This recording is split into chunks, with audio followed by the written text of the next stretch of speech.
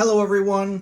Today we'll be taking a look at Shadows of Kilforth and my top 5 items in this game. If you're not familiar with the Shadows of Kilforth, it's a fantasy quest game where you're exploring the land of Kilforth, traveling from different location to different location, encountering different quests, different enemies, coming across all kinds of random strangers, have different events going on, discovering places.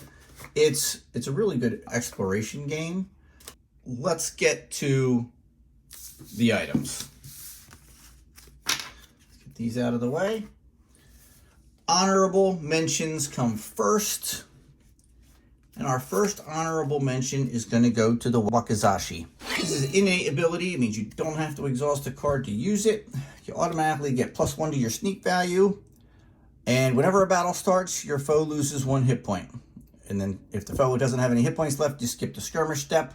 You'd have to use this in tandem with another object. There are a couple enemies that only have 2 health. But other than that, anytime you can knock health off an enemy, it's a good thing. It does get an honorable mention. Second honorable mention goes to the gunpowder grenades.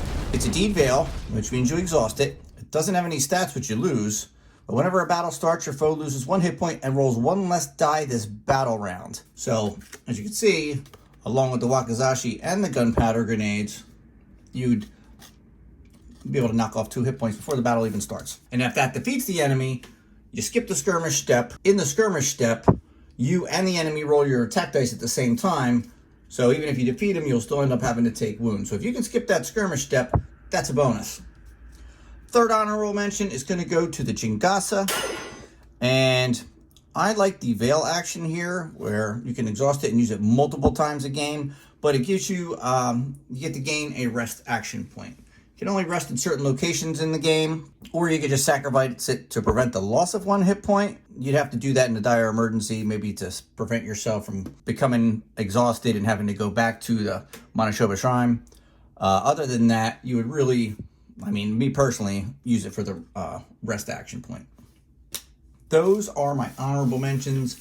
Let's get to the nitty-gritty, the top 5. Coming in at number 5 is the tobacco pipe. Gives you +1 to your influence. You can exhaust the card for a deveil action, and you get to gain a confront action point. You spend action points to confront various things like quests, locations, and strangers. So it is quite useful. And also enemies. So that comes in handy. Anytime you can save an action point repeatedly, go for it. That is the tobacco pipe at number 5. Number 4, the katana. And it doesn't have any special effects, but it gives you +2 extra attack dice during battle. And that's even more than some characters start with. So if you get the chance to get yourself a katana, go ahead and get it. You're going to have to battle the Ancient at the end of the game to defeat him. Get yourself some extra attack dice and get the katana. It comes in at number 4 for me. Coming in at number 3 is the tabi. It gives you +1 sneak, but it allows you to become hidden. And I spend an action point almost every turn to become hidden before I travel around Kilforth, because if you run into those enemies and they have surprise on you, get that extra attack dice, you don't have the option to try and evade or surprise them where you get an extra attack die, increasing your chances of winning the victory. That is my number 3. Number 2, the nunchucks. It's an item, doesn't give you any pluses, which means you're not going to mind exhausting this. Your foe is going to roll 1 less die during this battle.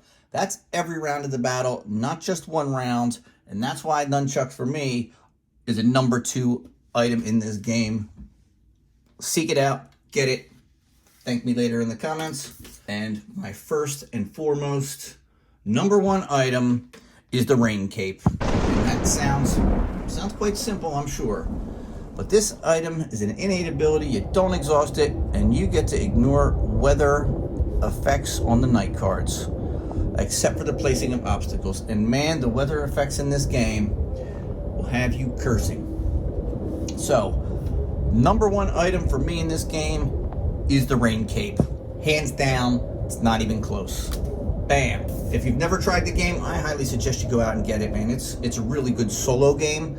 I've never played it at any other player count, though it does seem at 2 players, it may not be as bad as you take 1 action. The other person takes their action. You go back and, it goes back and forth. It gives you a little bit of time to think for what you're going to do next while they're taking their turn.